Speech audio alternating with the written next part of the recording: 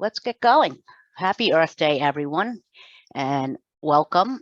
I'm Janine Burke-Wells with NEBRA. Welcome to our Lunch and Learn webinar, the fourth one for 2022. Everyone should be muted as you join, and I'll ask you to just stay on mute. And at the end of the presentation, we should be able to open it up for live Q&A. I'll keep an eye on the chat and the Q&A buttons if you want to submit questions as we're going along. That'd be helpful as well. This session is being recorded, and the link to the recording and the slide deck will be sent out to everyone who registered after the fact. So sit back and relax, eat lunch, and hopefully learn something about the history of biosolids management in the United States. I thought this would be a great topic for Earth Day. When we scheduled it, I sucked Ned right into helping me with it. He brings a lot of years of biosolids management history with him and has really helped me out a lot in getting up to speed. But it was good to plan this webinar because I've learned so much about the history, things I never knew, and it's all very fascinating. Ned, as most of you know, served in my position for the first 22 years of NEBRA's existence, and he continues to contribute in many ways. He's authored numerous articles, papers, books, chapters, and presentations on biosolids management all across the country. So thanks for joining me, Ned. And when we planned this webinar back in January, who knew we'd be where we are today with a legislative ban on land application in Maine, formerly a leader in beneficial reuse of biosolids. But during our presentation, we'll point out a few things that may have led us to this unscientific outcome, and we'll strive to end on a positive, proactive, and forward-thinking note. So we hope to get you thinking and learning. And with that, let's dig in.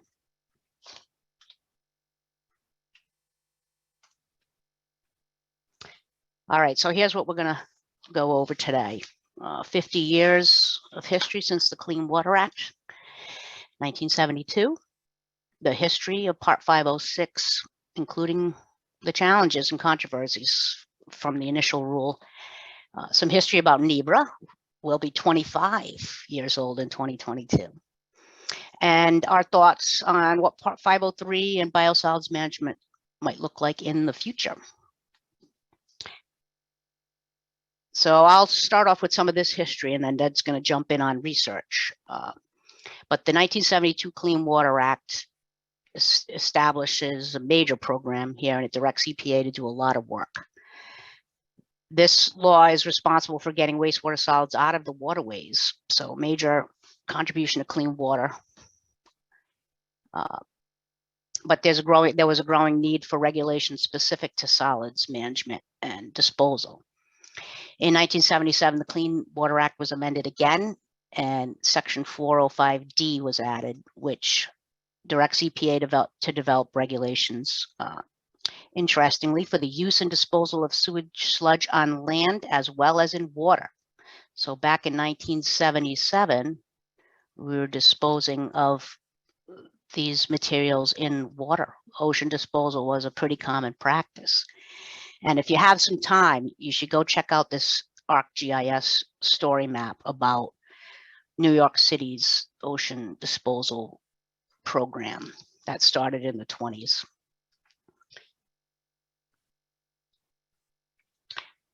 I'm going to kick it over to Ned for some of this historical research here.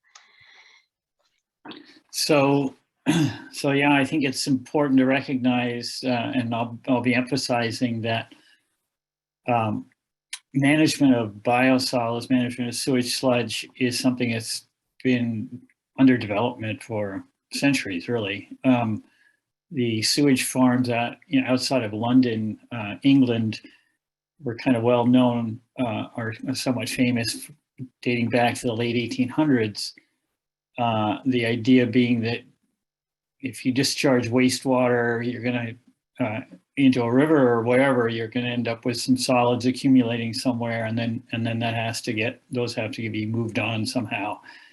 So getting the solids out back to farms was a is something that people have been working on for a very long time, to different degrees of success, as we see in history. So there's research in England that's gone on continually at some of the same sites since the early 1900s. There's been use in the U.S. and around North America of sewage sludge on land for dating back almost as far. Milorganite started its regular recycling back in the 1920s, using reusing the material from the Milwaukee wastewater district. So it's this is not something completely new. And so programs, in Chicago and King County, as Janine will point out later, those have long and storied histories and a great deal of experience in using biosolids on land. The research, this is showing some early, this document shown here from 1976 shows the kinds of research that was being done both by federal agencies and by many of the land grant universities. And so as EPA began to develop regulations, they were relying a great deal on this past research. And some of it goes back. And really the efforts really began to build in the 1970s. And then dedicated research has occurred from the late 1970s up till today, of course, and it's ongoing. Go ahead. So again, just looking at a bunch of examples of research, and one of the ways that research was put together is holding workshops of scientists, conferences of scientists, and then writing up the proceedings from those conferences. So, so this is one from 1979. The Rodale Press, the organic farming groups, and what became Biocycle magazine, they were pushing the idea of and doing demonstrations of using sensible sludge, as they called it. Using sludge was part of the organic farmer's guide that Rodale Press put out. Sludge was an option for that they promoted for compost development. So yeah, keep going here. We've got all kinds of books. This is Veselin's work. There were some famous leading researchers who show up on these different documents. Again, important to emphasize that there's a heck of a lot of research that's gone on over many years. And back then, of course, this research was focused on controlling nutrients, looking at the impacts to soils and crops, understanding application rates, figuring those things out, and then looking at potential contaminants, heavy metals in particular, for example. So this was some of the research that I dug up, and as all of this research is going on, the EPA was working on developing regulations, and in the interim, you had different regulations that govern different aspects of biosolids management. 40 CFR parts 220 through 228 dealt with ocean dumping regulations. The landfill and land application regulations were initially published under CFR part 257 under joint authorities under RCRA and the Clean Water Act. So under RCRA, sewage sludge was considered a non-hazardous solid waste. So that had some limits in it, you can see there, but it really wasn't widely used. And then in 1987, EPA created that pathogen equivalency committee to help with vetting new analytical methods to check for pathogens in biosolids. And in 1991, EPA published the 40 CFR Part 258, which regulated the landfill and disposal of sewage sludge.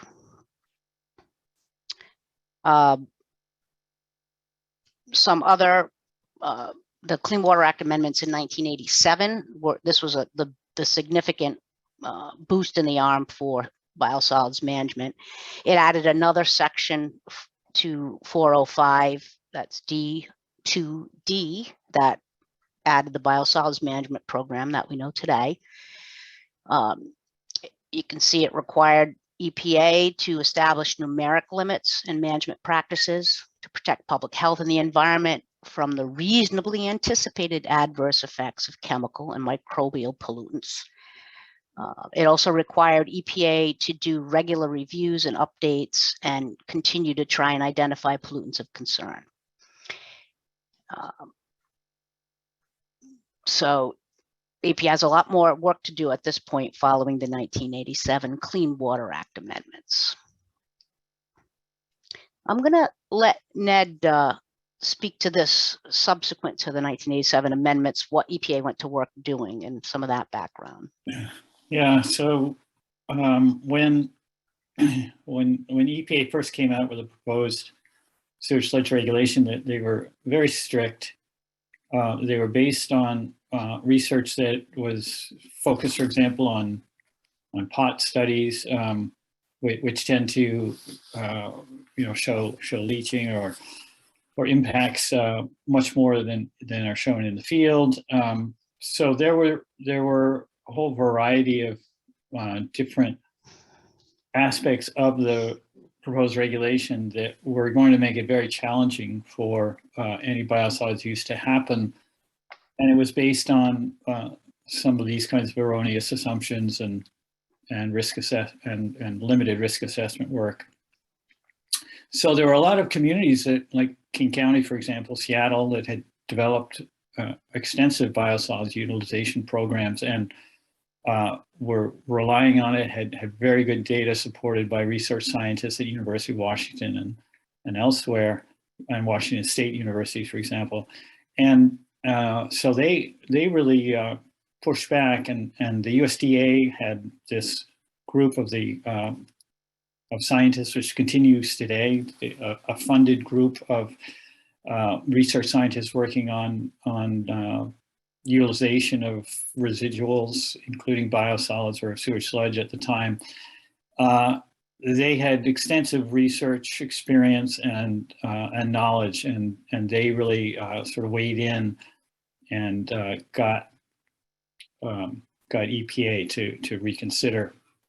Rufus Cheney, for example, at U.S. Department of Agriculture, had been doing work with others there and weighed in also. So the original rule was tabled, and new work was done, and came up with the current proposed rule, which was finally, after further review, Science Review Board and others at EPA, as well as external review, was published in February of 1993. As you know, that publishing date of 2/19, that's the date that annual biosolids reports are due, and it became effective that year. So this was a big deal, having such a robust and science-backed regulation. It was considered at the time to be the most robust and thorough risk assessment that the EPA had done on any regulation. Thanks, Ned. Yeah, now I learned something about the date for annual reporting tied to the Federal Register publication. But yeah, so now we're really getting into the age of solids management. It's no longer simply an arrow on the flow chart going to nowhere. We're starting to develop some programs here. And so I want to just quickly go over the National Sewage Sludge Survey that was published by EPA. They started work on it in August 1988. Took them over a year to complete. It was based on a 1982 study of 40 cities, but this 1988-89 study sampled for over 400 analytes at 180 publicly owned treatment works, and in addition surveyed about another 460 POTWs. And collected some information, and we'll show you some of the results on end use and disposal, including all of these different types of management methods that were being used at the time. And you can see ocean disposal is on there. And I believe that's off the list now.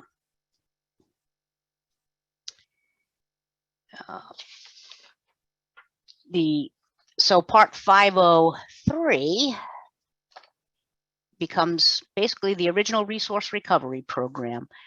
Ned spoke about the science behind it, but yeah, the final rules were based on a major risk assessment process that EPA went through. It set up, the three-legged stool management options that we know today. It was written to be self-implementing, and we'll come back to that later.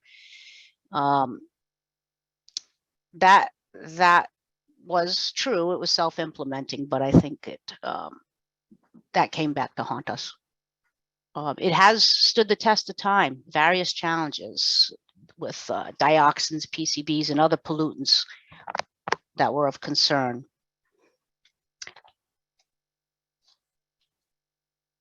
And there's our current little wobbly biosolids stool.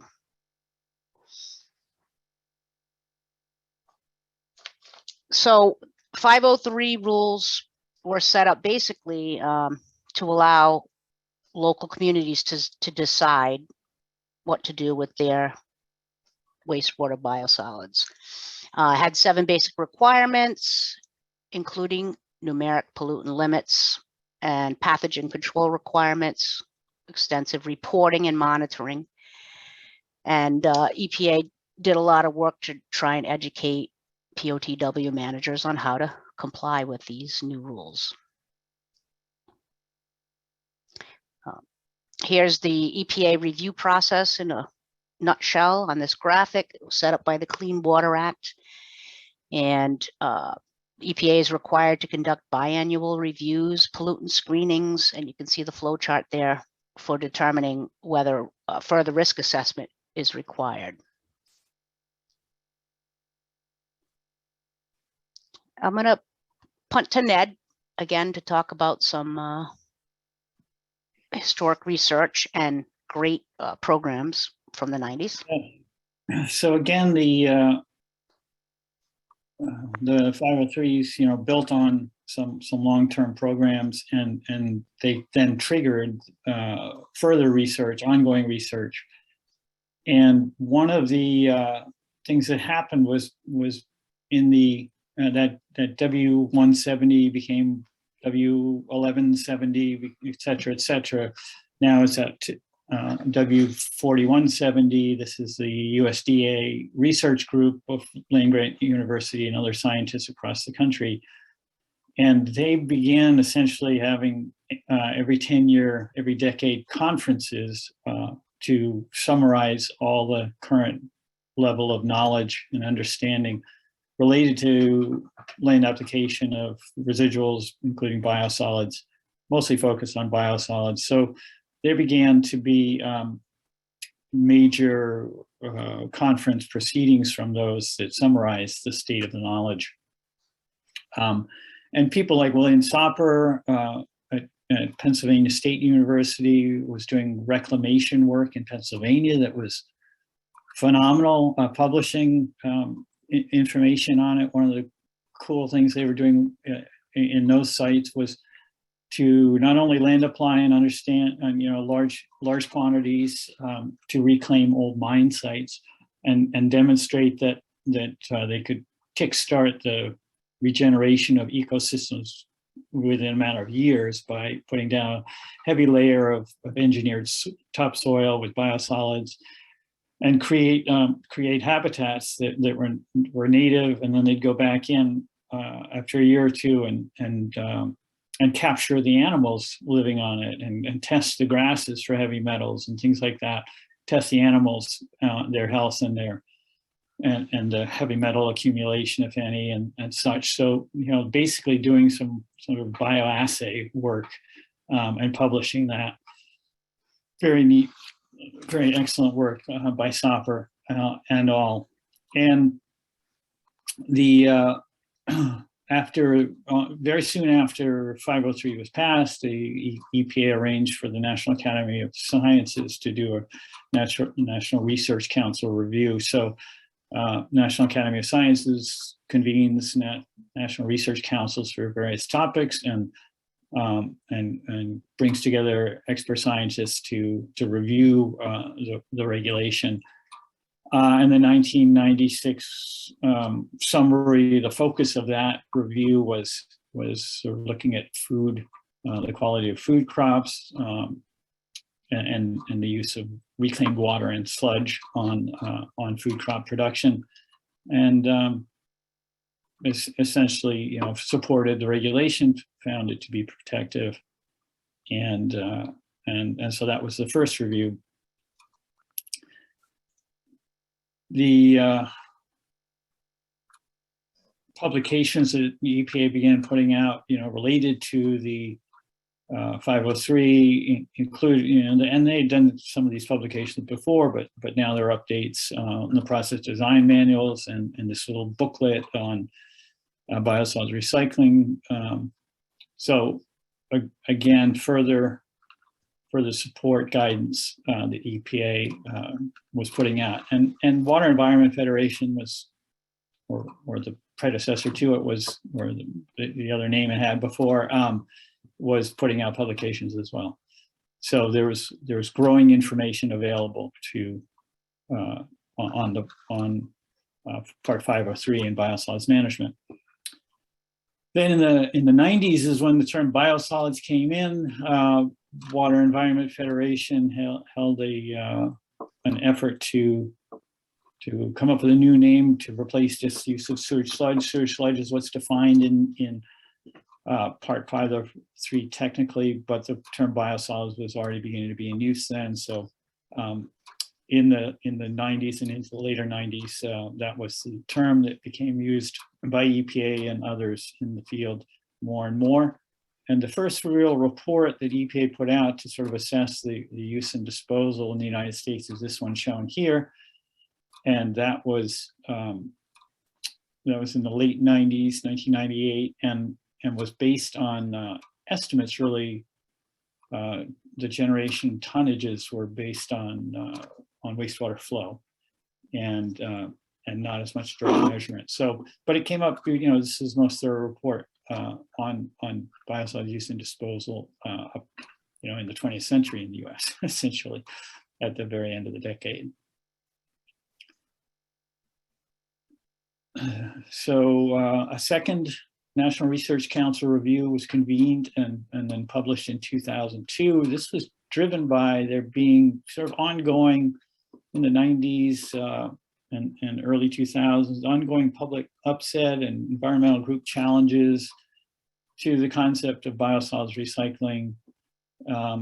The Cornell Waste Management Institute, for example, out of Cornell University, a small institute at Cornell University, had some very vocal and well-published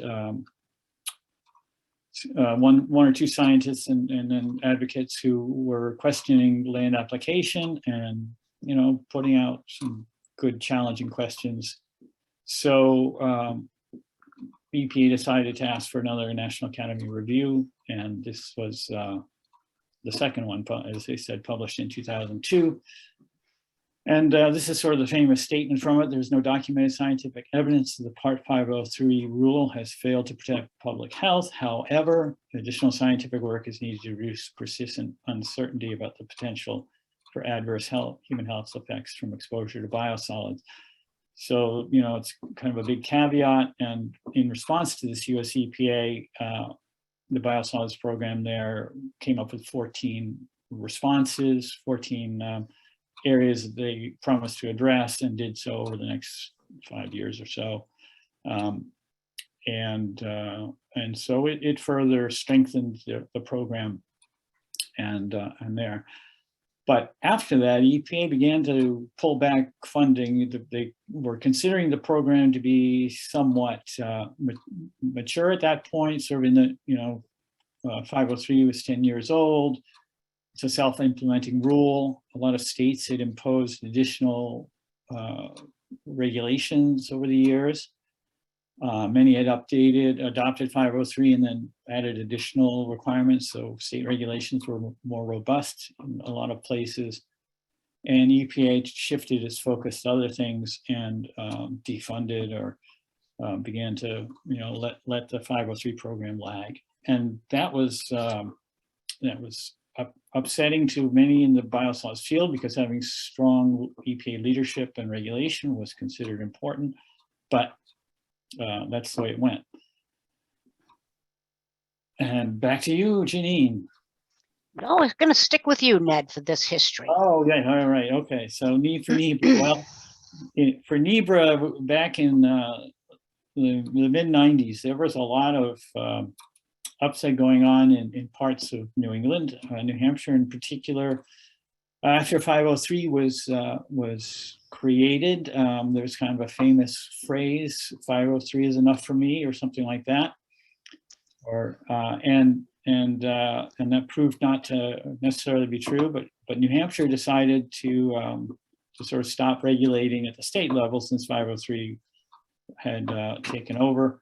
So there were a couple of years there in the mid-90s where New Hampshire was the most lax in terms of state regulations, and so that attracted some cutting of corners and some importation into New Hampshire from as far away as New Jersey and such, and some programs that created some nuisances, certainly malodors and public upsets. So there was a little turmoil going on in terms of public concerns in New Hampshire.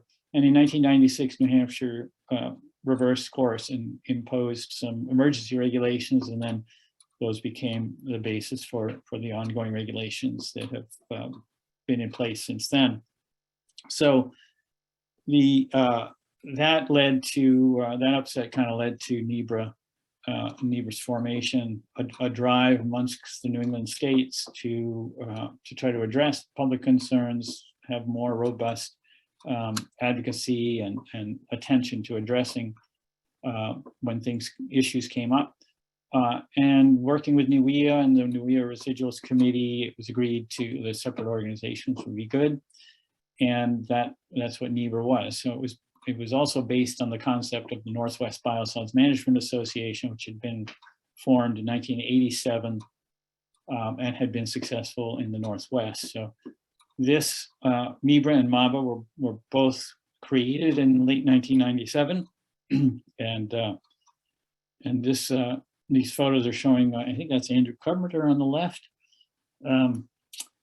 And our Articles of Agreement signed in 1997. And then there's a couple of the gentlemen over at the Richmond, Vermont facility wearing the t-shirt from the first annual conference in Concord in 1998. All right. Just want to look through some of the pollutants that have been scrutinized in the past under 503. Dioxins, as I mentioned before, that was round 2 of the risk assessments. And the decision in the end was not to include limits for that. Furans, PCBs, chromium, copper, and cadmium, those were all scrutinized by EPA as part of this review process, biannual review process and survey work that they're required to do under the Clean Water Act. Again, they continued to publish technology fact sheets and other helpful guidance documents for the industry. Here's one back in 2000, where they talk about the benefits of biosolids as a fertilizer, slow release fertilizer, compared to chemical fertilizers. And Ned can spend a few minutes talking about some early examples of NEBRA work in this area. Yeah, so once NEBRA formed, we sort of dove into a project with some external help and some funding to create this document, Saving Soil, which was basically describing biosolids management here in New England, trying to provide education both to our members and to our field and the wastewater field in general, and also to have some public documents to share with the public and regulators and others, just to highlight that this activity is going on. Every New England state, except Connecticut, really had some happening, and we provided several examples in that document. Fund First Project, published in 2001, and from there, you know, things took off in terms of trying to continually highlight some of the amazing things that have been done with biosolids in this region, as has happened in other regions as well. You know, it's biosolids as a real tool for environmental improvement. In the middle here, we're seeing the 2005-2009 work by Resource Management Inc. To reclaim, revegetate farm fields that were destroyed in Western New Hampshire when a severe flood basically took away all the topsoil at this one farm. And Biosolids, working with the state, they were able to get a permit to put in biosolids at a high application rate, basically restore topsoil and the farming operation within a year or two. Again, impressive way of using biosolids as a tool for environmental benefits. Gentleman on the left there, of course, you might recognize Angus King, governor. He was introduced to biosolids, and at the time was very supportive of the program. It's Chris Bales, famous purveyor for Casella Organics, marketer of the biosolids compost that has been so successful across Maine and around the region out of the Hawk Ridge compost facility. Millions of tons, you know, well over 1 million tons have been produced there from all different kinds of feedstocks. And it's been a valuable tool, including in my garden at home. Yeah, yes, we know your raspberries. So yeah, some really, those of you who work with this material know the kinds of results and the dramatic improvements that happen. Here's some other early examples that Ned helped me pull together. What is the one on the So this left? Is the left is Liberty Park on the shore of New Jersey, looking over at the Statue of Liberty in the distance, and on the right, of course, is White House lawns. Back in the day, as USDA and EPA were developing the composting methods, static pile composting and other methods to make excellent compost, to demonstrate they used they applied them in prominent places here. And Elliot Epstein, who was a New Englander, was involved in some of that research, along with John Walker and others back at EPA. And certainly these were great demonstration projects of what you could do, the robust turf grass you can grow with biosolids compost. On the right, at least, was the compost came from Baltimore, and they still make that compost today.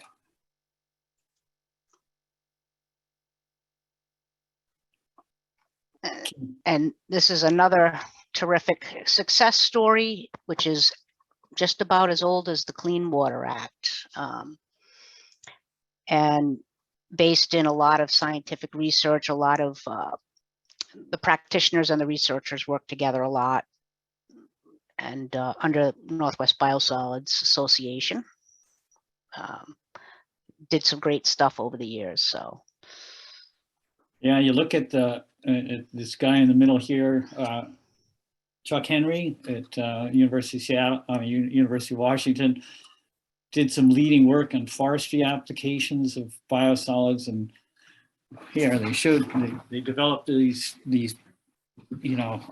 demonstrations that one application of biosolids in a forestry plantation could increase the yield dramatically and allow for quicker harvests in forest plantations. And so in exchange for that, the the forest owners, the big paper companies and such, were willing to exchange and donate a whole bunch of land to conservation in some of their forest areas, and support the greening of strips of impacted lands along the I-90 corridor east of Seattle. So a lot of conservation efforts all together with biosolids as a tool to help improve the whole situation. So really great work done. Totally agree. And so we're not going to be able to cover all of the exciting and interesting stuff about the history of biosolids management. But if you're interested in more, Ned did a terrific article for the New Year Journal back in the summer of 2014. And it's basically a summary of some interviews with some of the original players that developed the Part 503 regulations, including Dr. Alan Rubin with EPA, Dr. Rufus Cheney, who Ned already mentioned, with the USDA, and out of EPA's laboratory in Cincinnati, Dr. James Smith. And we'll share these slides with you after. There's a link there to a YouTube video where you can listen to Dr. Cheney talk about the major improvements in biosolids quality, especially since pretreatment programs kicked metals butts. We did really good with the metals, and biosolids qualities improved significantly thanks to those 1987 amendments to the Clean Water Act. So Ned, you could just jump in any time here. Yeah, I think as we talk about the future. Yeah, I think that the 503 rules, now that we're dealing with PFAS, right? It's like did something fail us? I don't think so. I think the 503 rules have really have a very strong foundation. And as I said before, most state regulations are proper to go above and beyond. There are specific local situations that should be addressed with state regulations. There are a number of states across the country, mostly in the Midwest and in the mountain states where the populations are very small and they really do rely just on 503. But where the things are more complex and more populated, having state regulations makes sense. But all of the state regulations really are based on 503. And for example, the pathogen reduction strategies and vector attraction reduction are all really, the state regulations mimic 503 or just rely on 503.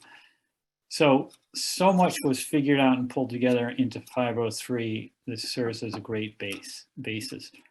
And the contaminant concern, which we're dealing with now, the PFAS thing,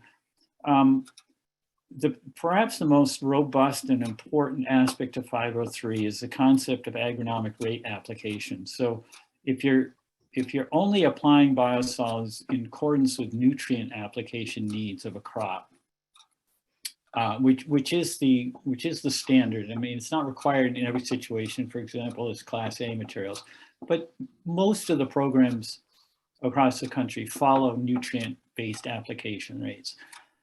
And targeting the nutrient levels to what the crops need or what the ecosystem needs.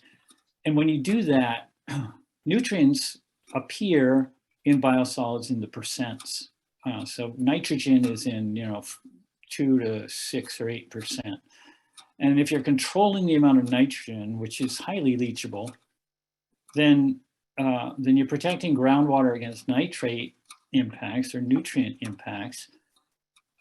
Then when you're looking at things like PFAS, which are measured in parts per trillion versus percents, you've got orders and orders of magnitude sort of added protection. So if biosolids were applied just willy-nilly as a disposal way at much higher rates than agronomic rates, then there'd be a whole lot more PFAS out there.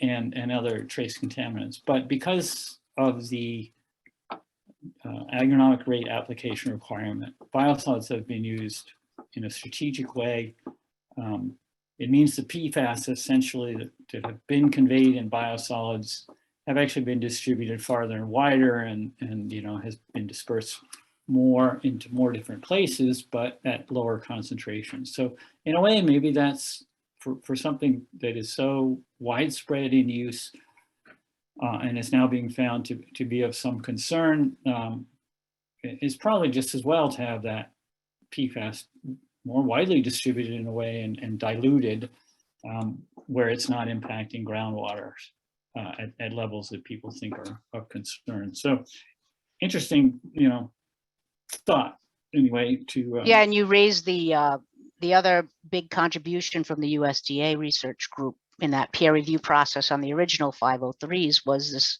concept of the cumulative pollutant loading rates, which I heard Dr. Rubin call the gold standard, basically. And that's when they really started to look at biosolids more as a fertilizer.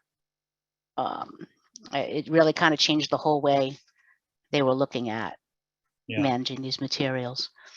That is right. That's the another key point is that land application programs, it was never assumed that that there would be no pollutants, but the idea is that you can apply a certain amount to an ecosystem, to a farm soil, for example, which farm soils aren't pristine. They get chemicals and other things in them as we manage them, but they have an assimilative capacity. So the natural soils have a lot of treatment capability built into them with their biological activity, and when you add the additional organic matter and nutrients in biosolids, you're stimulating the ability for the land to assimilate and break down and treat the biosolids waste, and 503 is really built on that concept.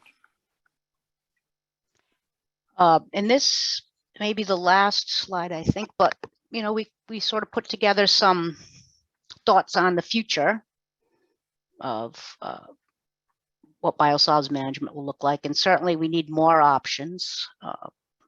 The three legs of the stool are all being battered about, and but in addition to that, we really need to work to maintain land application and convince folks and show them why it's the most sustainable option. Continue to diversify, improve our products, and really the last bullet, and I'll punt to Ned to also talk about this, but this is more important than ever, and this has always been a challenge. And it was a predicted challenge for biosolids management and public acceptance of it, especially being used on farms. So, in terms of keeping these options open, and land application being one of them, beneficial use land application, recycling to soil, we need to, as a society, try to do that whenever we can. It is, I think, pretty widely agreed that if you can get the organic matter and nutrients from our systems back into the soil where they are needed, it's part of the circular economy. It's better in terms of greenhouse gas emissions. There's numerous benefits. It helps local economies, helps local farmers. It's the right thing to do, and I think there's widespread support for that.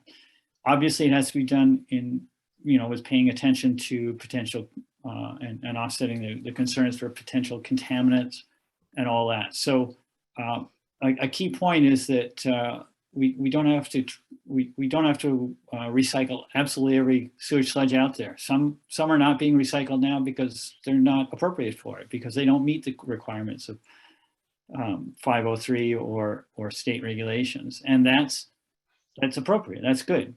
So there's a quality level that they have to meet.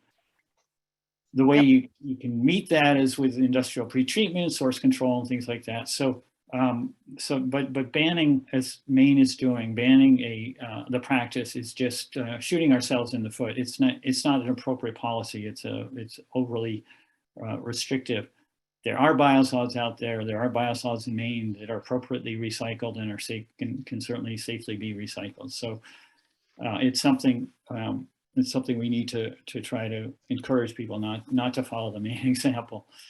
Yeah, and some of the provisions in the original Clean Water Act and amendments regarding biosolids, Congress was pretty clear to EPA to try and find ways to reuse these materials if possible. And that was the focus of the risk assessment, was to make sure that whatever pollutants were in there would not prohibit whatever uses EPA came up with. So it was definitely congressional intent to not simply throw these in a landfill. This is my one of the beauties of biosolids recycling too is, and those of us working in the field know, this is one of the most challenging materials that modern society produces, right? And it's not an option not to manage it.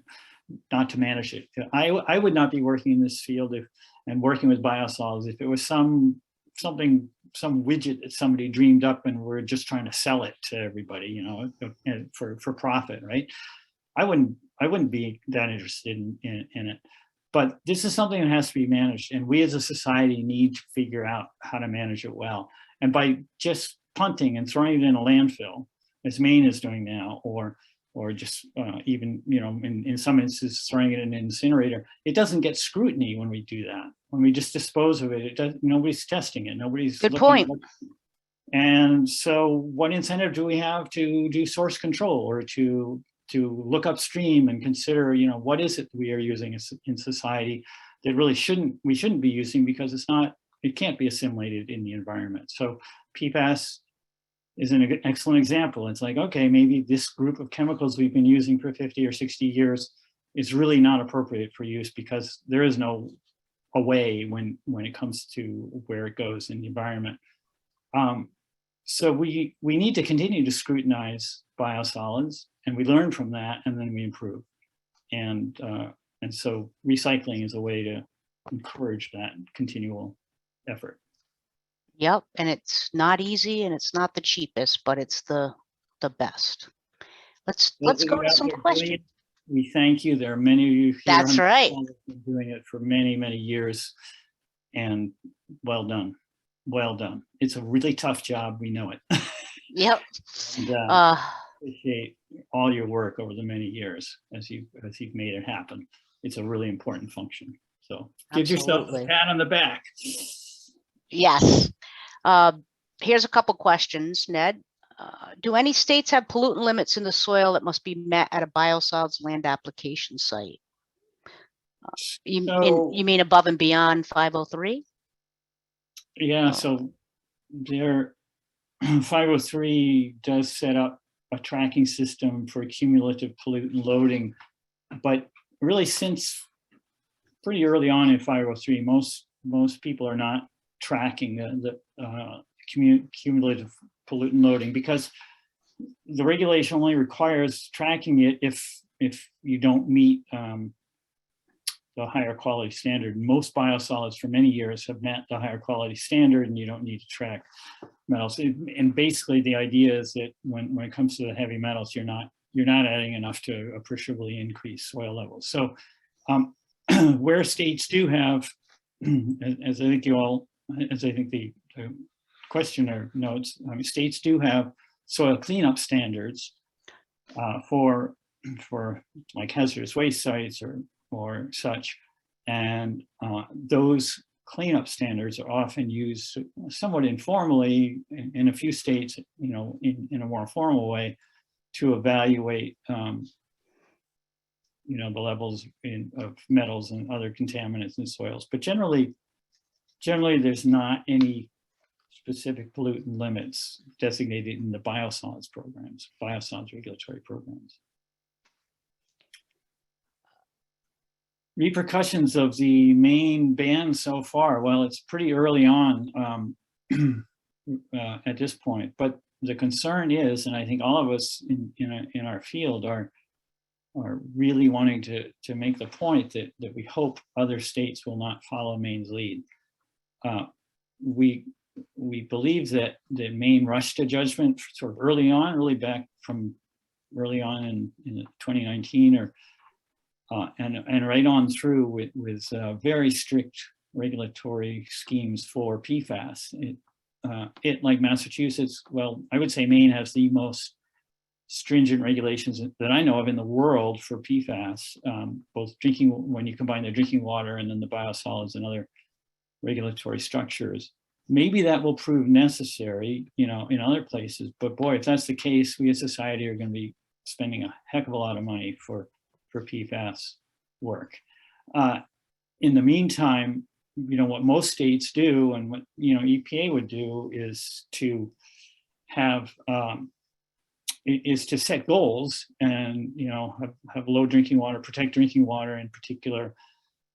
But then there's usually some risk management concepts sort of brought in that allow some environmental programs to essentially, you know, aim for somewhat higher levels, and in order not to sort of throw out or disrupt dramatically programs that have benefits, such as, in this example, biosolids recycling. So we certainly believe at this point that typical background level biosolids that are not industrially impacted, which is the concern that really drove the thing in Maine. There was one or two situations where industrially impacted biosolids were applied and had a lot of local impacts, but most biosolids don't have that kind of industrial input, and they deliver background levels to soils, and those low levels in soils are not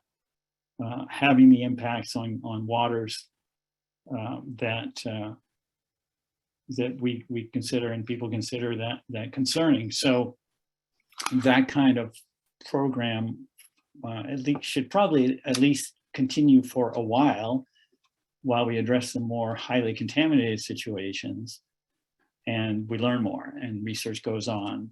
So that kind of mitigation strategy, risk management approach, which is something that, for example, Michigan has demonstrated in their approach, is much more appropriate and much less disrupting than what happened in Maine. Yeah, at this stage, well, the science is still really in the developmental stages. But I thought I would throw up this slide Ned found for me from National Biosolids Partnership. I think this is from like 10 years ago, but it could certainly be from today. And it's a warning of what could happen. And this is exactly, you know, what we're seeing when we disinvest in these programs, we disinvest in the science, when we don't really communicate the benefits and talk about the benefits of it. You know, this is certainly some of the things that can happen, including increase in the management costs, which we have absolutely seen in the last 5 years. So we've been trying at NEBRA for 25 years to do a good job at public outreach and education, and it's it's really difficult. We still have not gotten it exactly right, but we'll keep trying, and with, you know, the support of all of you all out there doing your bit to spread the word about it. You know, we'll get there. It's ongoing. We didn't choose an easy job to be in, but you are right on that. And as Ned mentioned and said before, we really want to thank all of you for your persistence and keeping these programs going. They're very, very important to continue with sustainable management of these materials. Are there any other questions? You can also raise your hand there. And okay, a lot of Earth Day, happy Earth Day things. Friendly crowd. Yeah. Oh, Mickey Nowak has raised his hand. Let's see if I can get him to. We'll definitely want to hear from Mickey. Where are you? Oh, he's right here. All right, Mickey, you want to just ask your question verbally? Yeah. I think you can you now. hear me? Yeah, cool.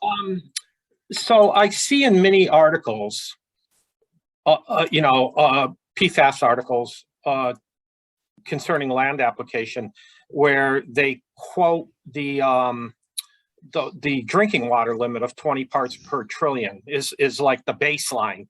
Anything under that is okay. anything over that is toxic and hazardous.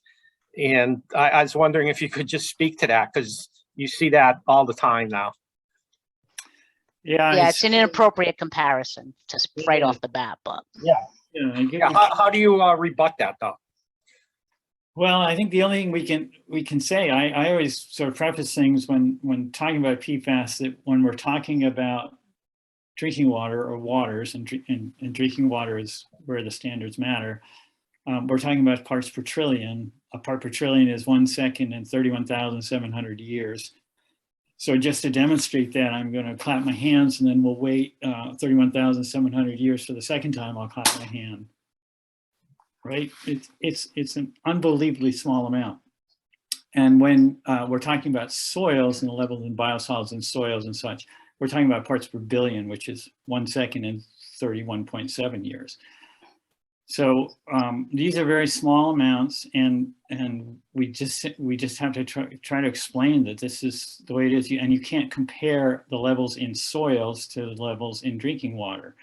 Reporters and others make mistakes of that all the time, but you can't say just because a soil has 1,000 parts per or 10 parts per billion or 10,000 parts per trillion that you can compare that to drinking water or groundwater levels. It just doesn't work that way.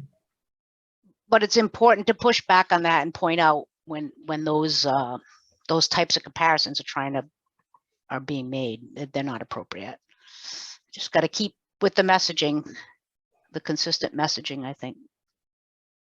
Yeah, another thing that I saw, many environmental groups do, and I've seen this when they testify on legislation, they always say, well, our desired goal is 0. And I'm wondering if any level of anything can be 0 in biosolids or drinking water or anything. No, I mean, I think that's the whole point of the Part 503 regulations. It was all based on, I think there were some internal arguments back in the day too. I read Alan Rubin was saying how folks at EPA wanted the arsenic level to be set below background levels. And there was a whole big discussion about that. And in the end, they made the right decision. But I think that's part of 503.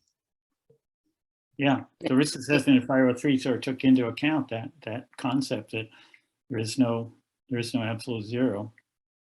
You're never going to get to 0 in biosolids. And yeah, so understanding the risk, doing the risk modeling, looking at the pathways. I mean, we didn't really even touch on the whole risk pathway diagram that was on one of the slides, but the EPA continues to use that modeling, has expanded it some, but it's a really robust set of pathways that are analyzed to understand what it means to have 10 parts per billion in soil, and then how that might translate to impacting drinking water.